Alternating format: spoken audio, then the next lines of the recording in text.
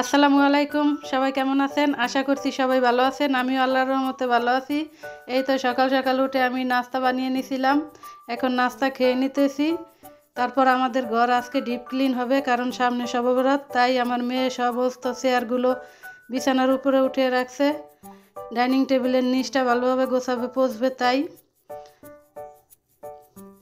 আর ওই দিন আমার ফুল আইনা দিছিল, সেই ফুলটা আজকে আরও বেশি ফুটছে ওই দিনের চাইতে, তাই একটু দেখালাম।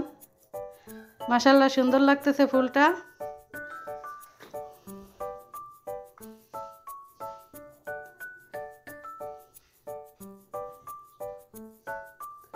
তারপরে তো দুপুরে স্কোয়াশ ভাজি করছিলাম, সেটা একটু দেখিয়ে দিলাম। রান্না করছি গুঁড়ো মাছ, তারপরে এটাকে কি মাছ বলে, কাঁটাওয়ালা মাছ। জুনাইদ কোথায় জানি যাচ্ছে, আমাকে আবার টাটা দিয়ে গেল। আমার কিউটি বেবি কীভাবে শুয়ে আছে দেখেন, কত লক্ষ্মী একটা মেয়ে। আসলে ও এত লক্ষ্মী না, ও অনেক দুষ্ট। এখন লিপস্টিক পাইছে তো, তাই এভাবে ভদ্রলোকের মতো শুয়ে আছে। এখানে ময়নাকে গোসল করাই দিছি, ময়নার শরীরটা একটু শুকাইছে। ময়না ইদানিং অনেক চিল্লাচিল্লি করে, ডাকাডাকি করে। এই তো ঘরদোর গোছানো শেষ হয়ে গেছে, দুপুরের খাবার খেতে বসলাম। স্কোয়াশ ভাজি, গুঁড়া মাছ, তারপর কাঁটাওয়ালা মাছ, এটা দিয়ে ভাত খেয়ে নিলাম। খাবারটা খুবই মজা হয়েছে।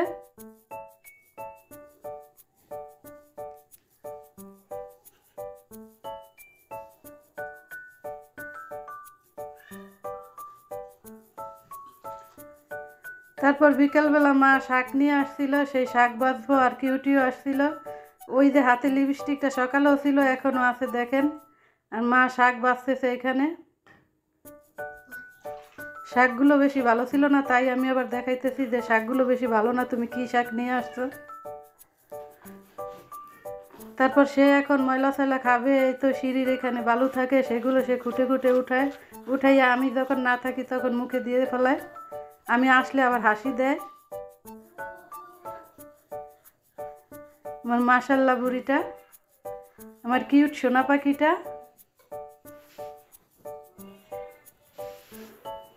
এই তো আমাকে চুম্মা দিতেছে। ওই তো দেখেন দেখেন বালু কিভাবে নেয়। তারপর সন্ধ্যার নাস্তায় ছিল বার্গার আনছিলাম, বার্গার খাইলাম সবাই মিলে। জুনাইদকে দিয়ে দিলাম, তারপর মাকে দিলাম, মাও খাইলো। আমার মেয়ে, রাশেদ ভাই, আমরা সবাই খাইতেছি। আমার ভিডিওটা ভালো লাগলে লাইক কমেন্ট শেয়ার করবেন, আমার চ্যানেলটাকে সাবস্ক্রাইব করবেন। সবাই ভালো থাকবেন, সুস্থ থাকবেন। আল্লাহ হাফেজ।